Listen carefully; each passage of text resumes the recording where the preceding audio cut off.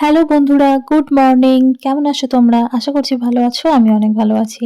সকাল সকাল স্নান-টান সেরে হেয়ার ড্রায়ার দিয়ে চুলটা শুকনো করে নিয়েছি।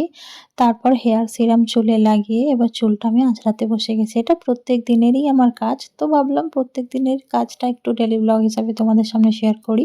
তো চুলটা আঁচড়ে নেওয়ার পর এবার মেইন জিনিস যেটা না পড়লে হয় না, মানে আমাদের চলে না, সেটা হচ্ছে সিঁদুর। মানে খাবার খাই না খাই আমি সিঁদুরটা ডেইলি পড়ি। আর সিঁদুর পড়তে আমার খুবই ভালো লাগে। আর সিঁদুর পরে আমাকে কেমন লাগছে তোমরা অবশ্যই কমেন্ট করবে।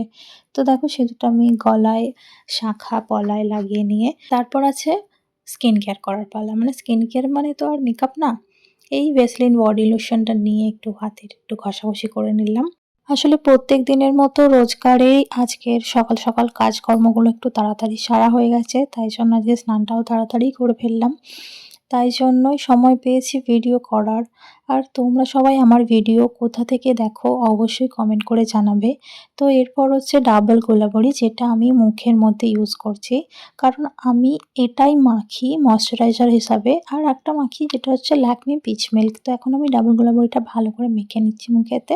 কারণ মুখটা খুবই ড্রাই হয়েছিল, এত খসখস করছিল, টান ধরছিল। আর তাই জন্য এটা মেখে নিলাম। তো এবার আছে লিপ বাম। এবার ঠোঁটটারও তো কিছু ব্যবস্থা করতে হবে। তো এই সুন্দর পিঙ্কি লিপ বামটা, যেটা ঠোঁটটা আমার কোমল আর নরম মোলায়েম করবে, সেটাই লাগিয়ে নিচ্ছি। কারণ ঠোঁটটা দেখতেই পেয়েছিলে আগে অনেক ফেটে ছিল। তো এখন কেমন লাগছে আমাকে অবশ্যই কমেন্ট করে জানাবে। টাটা।